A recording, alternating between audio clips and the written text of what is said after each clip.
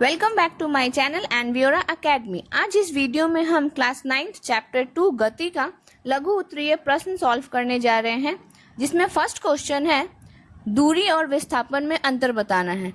तो दूरी क्या होता है? तो गति के दौरान जो भी कुल लंबाई होता है उसे दूरी कहते हैं, जबकि विस्थापन क्या होता है? जो प्रारंभिक स्थिति और अंतिम स्थिति के बीच सीधी रेखा मतलब न्यूनतम दूरी को ही क्या कहते हैं? विस्थापन। दूरी क्या है? एक अदिश राशि है, जबकि विस्थापन सदिश राशि है। दूरी हमेशा ही धनात्मक या फिर शून्य होगा, जबकि विस्थापन धनात्मक भी हो सकता है, ऋणात्मक भी हो सकता है या फिर शून्य भी हो सकता है। और जो दूरी है यह किस चीज पे निर्भर करेगी? तो जो भी पथ की लंबाई है यह उसी पे निर्भर करेगी, जबकि विस्थापन क्या है? यह किस चीज पे निर्भर करेगी? तो जो भी प्रारंभिक बिंदु है और अंतिम बिंदु है वो उसी पे निर्भर करेगी। सेकेंड क्वेश्चन है चाल और वेग में अंतर स्पष्ट करें। चाल एक अदिश राशि है, जबकि वेग क्या है? यह एक सदिश राशि है। चाल होता क्या है? तो इकाई समय में जो भी दूरी तय किया जाता है उसी को चाल कहते हैं। और वेग क्या है? तो इकाई समय में जो विस्थापन को दर्शाता है उसे ही वेग कहते हैं। इसका फॉर्मूला क्या हो जाएगा? चाल का जो भी दूरी तय की गई है बट्टे में उसमें कितना समय लिया गया है, और जबकि वेग का क्या होगा? विस्थापन बट्टे में समय। चाल में क्या होगा? चूंकि यह अदिश राशि है इसमें केवल इसका मान होगा, दिशा नहीं होगा, जबकि वेग सदिश राशि है इसीलिए इसमें मान भी होगा और दिशा भी होगा। चाल में क्या होगा? केवल दूरी होता है और यह समय पर निर्भर करता है, जबकि वेग जो है वह विस्थापन समय दोनों के साथ ही निर्भर करता है और दिशा पर भी निर्भर करता है। थर्ड क्वेश्चन है धावक की चाल 25 किलोमीटर प्रति घंटा है और साइकिल सवार की चाल 5 मीटर पर सेकंड है। इन दोनों की चाल में तुलना करना है हमें। तो सबसे पहले तो दोनों का जो यूनिट है वो हमें सेम करना है। एक मीटर पर सेकंड में है और दूसरा किलोमीटर प्रति घंटे में। तो क्यों ना हम किलोमीटर प्रति घंटे को मीटर पर सेकंड में बदल लें। हमें पता है कि 1 किलोमीटर में कितना मीटर होता है? 1000 मीटर होता है और 1 घंटे में 3600 सेकंड होता है। तो हम 25 को 1000 से गुना कर देंगे और बट्टे में 3600 से भाग दे देंगे। और इसे जब हम लोग सॉल्व करते हैं तो क्या आएगा? 6.94 मीटर पर सेकंड, लगभग इतना आएगा। और साइकिल सवार का हमारा दिया हुआ है 5 मीटर पर सेकंड। तो इसे हम क्लियरली देख पा रहे हैं कि ज्यादा किसका लग रहा है चाल आपको? धावक की चाल है। तो साफ हम इसका आंसर दे पाएंगे कि जो धावक की चाल है वो साइकिल सवार की चाल से क्या है? अधिक है। नेक्स्ट क्वेश्चन नंबर 4 है एक समान त्वरण क्या है? तो जब किसी पिंड के वेग में समान समय अंतराल में समान परिवर्तन होता है उसे ही क्या कहते हैं? एक समान त्वरण कहते हैं। मान लीजिए कोई कार प्रत्येक 2 सेकंड में अपनी चाल जो है कितना बढ़ाएगा? 5 मीटर पर सेकंड से बढ़ाता है, तो उसका त्वरण क्या हो जाएगा? उसका त्वरण एक समान रहेगा।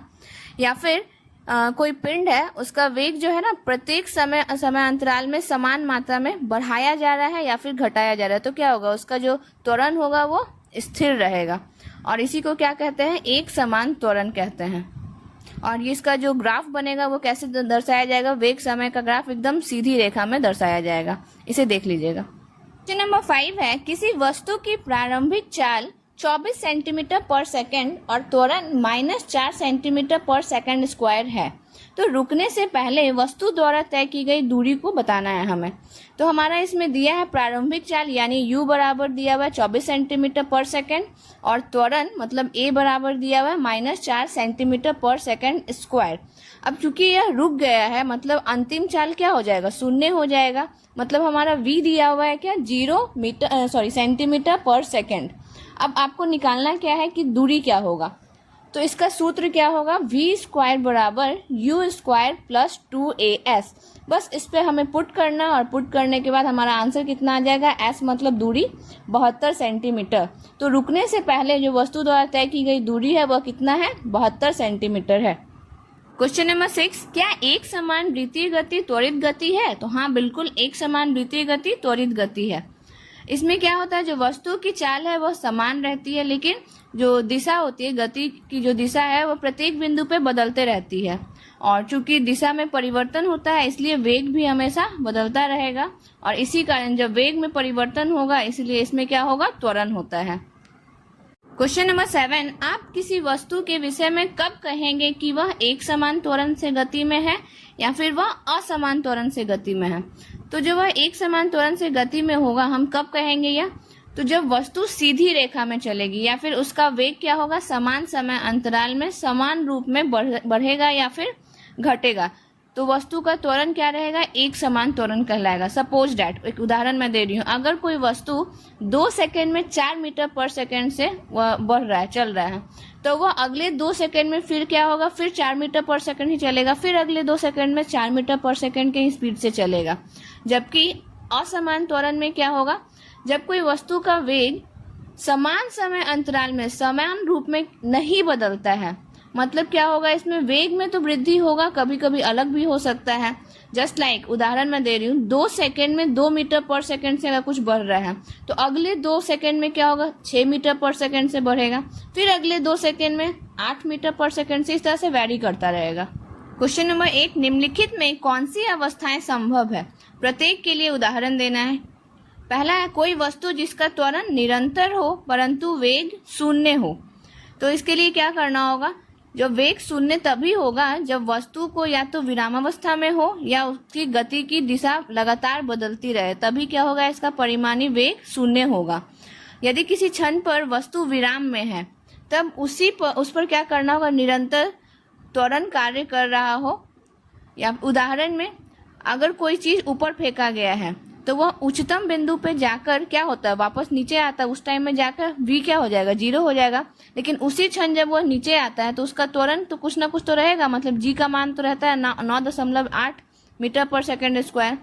तो इससे क्या होगा, मतलब इसमें त्वरण तो निरंतर है लेकिन वेग शून्य है। सेकंड, कोई वस्तु किसी निश्चित दिशा में गति कर रही हो तथा त्वरण लंबवत हो। तो यह कैसे होगा, जब वस्तु क्या है, वक्र पथ पे जैसे कि वृत्तीय मार्ग में गति करेगा तो उसकी गति क्या होगी, निश्चित दिशा में ही होगी। लेकिन जो कार्य करेगा वो किधर होगा, सेंट्रीपिटल होगा, मतलब केंद्रामुखी होगा, केंद्र की ओर होगा, और इसी में क्या होगा, दिशा के लंबवत होगा। ठीक है। क्वेश्चन नंबर 9, दिए गए चाल समय ग्राफ में दिखाई गई यात्रा का स्थिति समय ग्राफ खींचिए। यात्रा का विस्थापन और तय की गई दूरी ज्ञात करना है। तो ये मैंने ग्राफ के थ्रू यहाँ पे सब कुछ मेंशन करके दिखा दिया है, इसे देख लीजिएगा, समझ लीजिएगा। जहाँ समझ में नहीं आएगा क्लासरूम में पूछ लीजिएगा मुझसे। क्वेश्चन नंबर 10 में दिया हुआ आपका ग्राफ दूरी समय ग्राफ दिखाया गया और पूछा गया दोनों में से किस ग्राफ की चाल अधिक है, दोनों में कौन सी वस्तु तेज चल रही है, किस समय पर वस्तु A तथा B से आगे निकल जाएगी, किस स्थिति पर दोनों वस्तुएं मिलेगी, 10 सेकंड और 50 सेकंड पर उनकी स्थिति क्या है। तो फर्स्ट, धनात्मक और ऋणात्मक दिशा में जब रहेगी तो ऋणात्मक दिशा क्या होगा, उसमें कोई चेंजेस नहीं होगा। सेकंड, दोनों ग्राफ की चाल अगर तुलना करते हैं तो B की चाल जो है A की अपेक्षा अधिक रहेगी। थर्ड में कौन सी वस्तु तेज चल रही है, तो B जो है वो ज्यादा तेज चल रही है।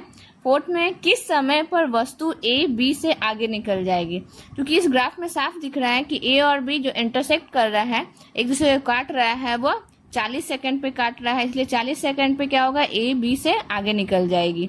किस स्थिति पर दोनों वस्तुएं मिलेगी, तो दोनों वस्तुएं जो है वह 20 मीटर की स्थिति पर मिलेगी। 10 सेकंड और 50 सेकंड पर उनकी स्थिति क्या होगी, तो ये मैंने सॉल्व करके दिखाया है, अच्छे से इसको सॉल्व देख लीजिएगा। क्वेश्चन नंबर 11, किसी कार का चाल समय ग्राफ दिखाया गया है। इसमें पूछा जा रहा है कार का पहले 3 घंटे में, उसके बाद के 5 घंटों में और अंत के 4 घंटे में त्वरण कितना है। कार ने कुल कितनी दूरी तय की है और कार का औसत चाल क्या होगा।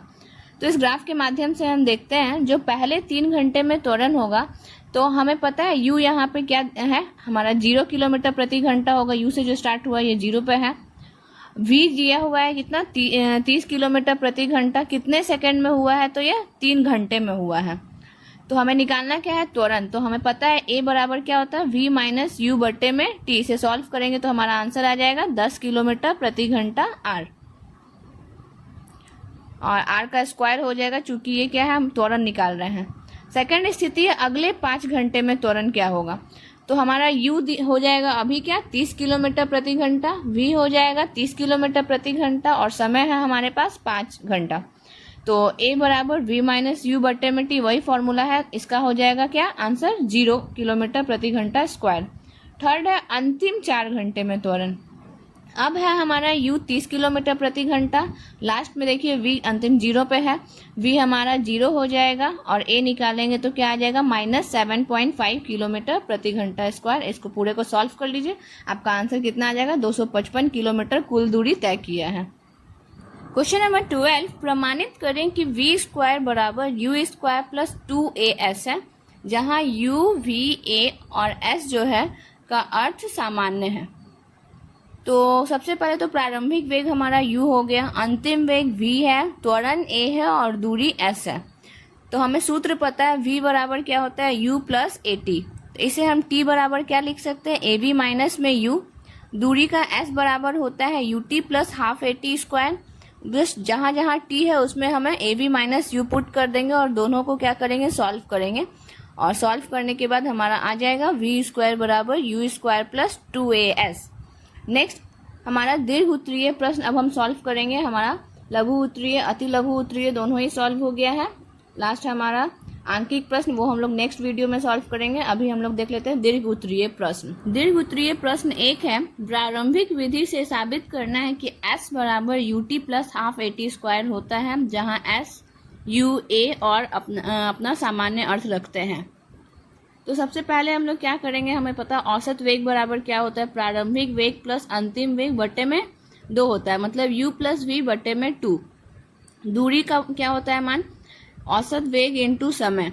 औसत वेग हमने ऊपर लिखा है u प्लस v बटे में 2, तो औसत वेग की जगह पे हम लोग वो पुट कर देंगे, तो हमारा आ गया s बराबर u प्लस v बटे में 2 और समय को हम लोग t से लिख देंगे। थर्ड चरण में क्या होगा, इसी को सॉल्व करेंगे तो क्या होगा, v बराबर, ये हमारा एक फॉर्मूला है, v बराबर u प्लस at। और जो फर्स्ट इक्वेशन आया है और जो सेकंड इक्वेशन आया है, इन दोनों को हम लोग सॉल्व करेंगे तो हमारा क्या आ जाएगा, ut plus half at square. इस तरह से सिद्ध होता है कि जो s है वो तय की गई दूरी है, u जो है प्रारंभिक वेग है, एक त्वरण है और t समय है। चलिए नेक्स्ट क्लास में मिलते हैं हम लोग आंकिक प्रश्न के साथ। अगर ये वीडियो आपको अच्छा लगा हो तो इसे लाइक और सब्सक्राइब करें।